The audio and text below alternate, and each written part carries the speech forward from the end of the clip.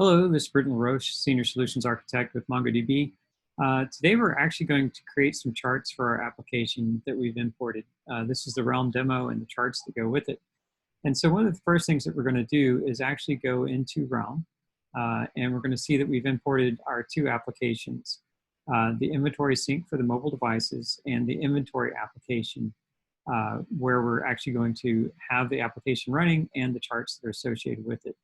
So as we go in here, we can go into hosting and we'll take a look at all the files that we have. And one of the things that we notice is that our hosting is actually set up so that we can actually go to that URL. By going to that URL, this is actually hosted on the internet for us. We're able to bring up our back office administration. This is our what we call our item maintenance window. And inside item maintenance, we have the ability to add some products. One of the things that we can do to add a product is to actually use the REST API. So we'll do this now. We're going to put some data in to actually have something to chart against.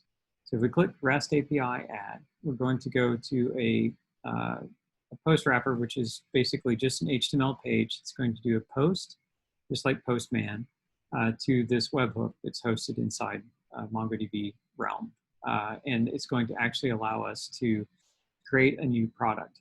One of the things that we did earlier was we actually set the application ID from our Realm application ID right here. You can copy that up ID. And we pasted it into the HTML file for the REST API add and uploaded it in the hosting step. If you haven't done that, you might want to double check, or you can at least cut and paste your app ID here and paste it in so it'll actually go to your webhook. So partition ID 101 is the store that we're going to be going against. And if I just hit the send button, this is already pre-populated. I'm posting this in. This is going to be my product. And everything's going to be set up for this. And if I do a refresh display here, I can actually see my product. The REST API has added this into the Atlas database, and we pulled it back through the Stitch SDK. One of the things that we've added in this is, in addition to the Stitch SDK, is if we do view page source, we can actually see this is the Stitch SDK, and we also see that we have the charts SDK. And this has been added into the application at this level, so we can actually do some charting. So we've added a product. We want to add a couple more products just to have something interesting to look at. I'm going to call this one product ABC. And we will actually do a different quantity, make this 28, and the product price be $5.99, and go ahead and add this, and then we'll do another one for product XYZ, and we'll give this one a quantity of, say, 50, with a price of $9.99. And so we will actually be able to see these products show up in our item maintenance now. If we do a refresh display, what I'd like to do is click the show charts and actually have the charts populate with the data for store 101. To do that, we need to go back to our Realm environment and actually go to charts. This is the MongoDB Atlas console. We're inside Realm. Now we're going to go to charts, open this in a new tab. When we go to charts, the first thing it's going to do, it may ask you to enable charts. You click the button to say enable charts, and then we need to add a data source. So over here, we go to data sources, go to add a data source, go to our cluster. In my case, it's cluster 0. Click next. It's going to actually go through, find the inventory demo database, and by default, it selects all of the collections in that database. That's what I want, so I click finish. Now I have all these different data sources that I can create charts for. But let's add a dashboard. We're going to call it store inventory. And I create my store inventory dashboard, and then I'm going to add a chart. And when I do add the chart, the first step is to go in and select a data source. And I chose the inventory item data source. I know that I have some data there.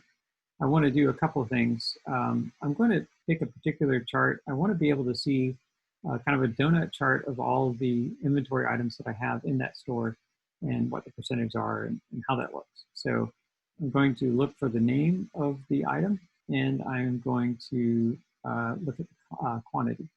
And as I do so, I can see my product and product ABC and XYZ.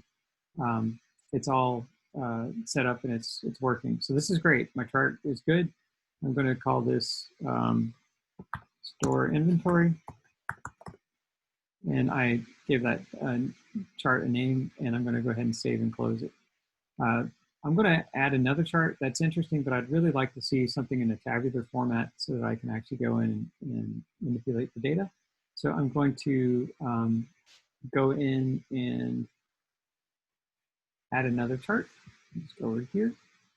And I'm going to select my data source, same data source, but I want to have a text chart, so it's like a table, so I can actually go in and look at things in a tabular format. So first thing is the partition is really the store ID.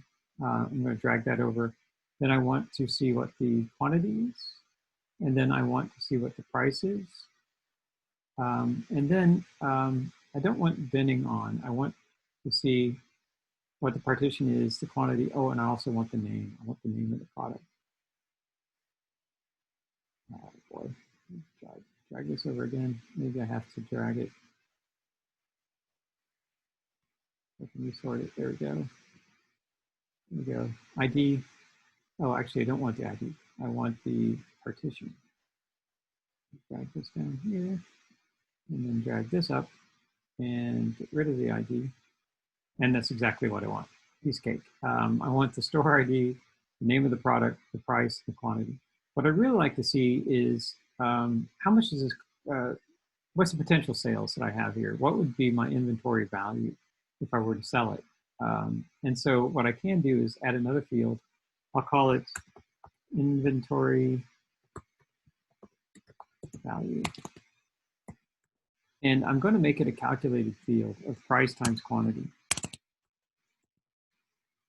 And I want to use the actual field names that we have over here. So that's how it's going to do the calculations. Price times quantity. I'm going to save that field. And then I want to have a total off the inventory value. I'm going to add it to the values so that I can actually add, here it's going to add a total. And you notice that we have some funny stuff going on with the decimal places. So once I've created my chart, I'm able to actually go in and do some customization. And one of the things I want to do is change this label to store ID because that makes more sense to me than partition. So I've labeled it store ID. That looks good. I don't like this label either. I'm going to go over here and change this to, instead of sum inventory value, I'm just going to call it inventory value. And then I want it to actually be a dollars. That looks good. So it actually will show me in dollars. So it gets rid of it gets rid of any weird rounding errors. So everything looks good. I'm going to save this one. I'm going to call it inventory value.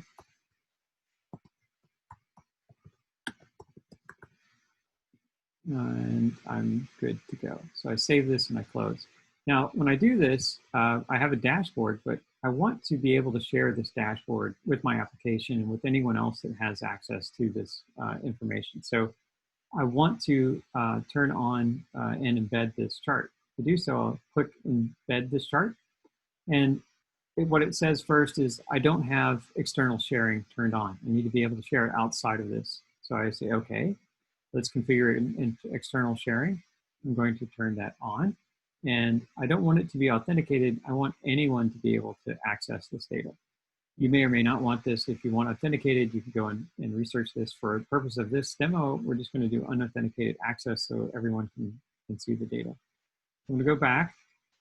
And then I have enabled, I made that capability there, but I have to turn on unauthenticated access. And then I can actually go into the JavaScript SDK, copy this value. This is the actual URL that I want. And I'm ready to actually put this into my application. And I'm going to pass in a value for store ID, but I want to show you what happens when you don't set this up first. So we'll go ahead and close this. And I'm going to go to the item maintenance. This is the index HTML. I need to modify that to actually have the chart information. So I'm going to go to my Visual Studio Code editor.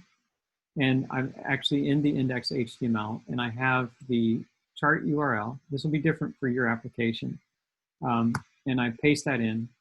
And then for both of these charts, I've got the two charts that I've created. In this particular function called show charts, I'm using the SDK and I'm calling create chart. And that is the URL, the base URL, and the chart ID are the two values that I need. Then I specify a width and a height and how often this chart will refresh. Okay, once a minute, I have it refreshing. So I'm going to go back to my charts application hosted in MongoDB Atlas. I'm going to go over here. And I want to actually see what the chart ID is for this first chart. So embed chart, go JavaScript SDK. This is the chart ID. I've got the base URL set up. Copy that to the clipboard. And then I'm going to go back to my code editor, and I'm going to paste this in here. And we're good to go. And then I'm going to do the same thing for this guy. And I'm going to embed the chart. I have to do the same steps. I have to turn on the unauthenticated access, and then I can go here and copy this information. So I've done so. And now I'm going to paste this in as well. So everything looks good. I'm going to save this document off. The chart SDK, I've already shown how that's embedded at the top. Now I need to go back to my Realm applications and open this in a new tab. And in the Realm applications, what I'm looking for, these are the two applications. I'm in the inventory. This is the back office with the charts and everything that's hosted. This is inventory sync. That's just synchronizing with mobile devices. Back in here, I go to hosting. Under hosting, I upload the files. And I'm going to actually upload the index HTML file that I just modified. And once I've done this, it's going to replace the current index HTML. And now it's deployed. I'm going to deploy the changes. And what that is it's given me the ability to go in and have my own charts show up. However, the charts are going to be expected to pass in, if you look at the source code, I'm actually passing in the partition ID as an argument. And I do so after I render the chart, then I filter it based on the partition ID. Now I didn't set that value, so I want to show you what it looks like when you don't set it. We go into, this is the data that we have. I'm ready to show the charts. I'm going to do a refresh so that it gets the right information. And then I'm going to show the charts. At this point, it's going to try and load the chart, but it says unable to retrieve data. And if you want to find out why, we go over here to more tools, developer tools, and we're logging all the errors. And so what it says, cannot read property fetch data of null. And it says the server responded with status of 404. Set user filter is not allowed. And so that's telling me that I didn't set the filter permission properly. So let's go back to our charts. And I'm going to edit or embed the chart. And here, this is the field that I'm able to select for partition. So I'm able to actually say, I want this partition to show up. I'll save this and then close it. So I'm able to specify a user filter, but I have to enable it on my chart before I can do that. So same thing here, embed the chart. I'm going to click the partition, and then this is the JavaScript SDK. I'm going to save the changes, close this, verify that it did save the changes here, and it did indeed. So partition's good. So we're over here now. We're going to refresh the page. We don't have to. I like to refresh it just to make sure that everything's up. And then I'm going to do show charts. And we have the chart, ABC 1, 2, 3, and we've got the other one with the inventory value. Now, what I did was add a few charts or a few products for another store, store 102. So we'll go over here and we've looked at store 101's data. You can see our three values. I'm gonna go over here to store 102 and I'm passing in that partition ID when I show the charts. So I should see a different set of data here. And I do. I see basically the store inventory for this particular product. Let me close this down. I'm gonna do another refresh. I'm gonna do store 102, a search. And I will show charts. There we go. Now we have both of the charts showing up. Quite nice. I'm going to go back to Store 101. And I'm going to do another search, and then I'm going to show the charts.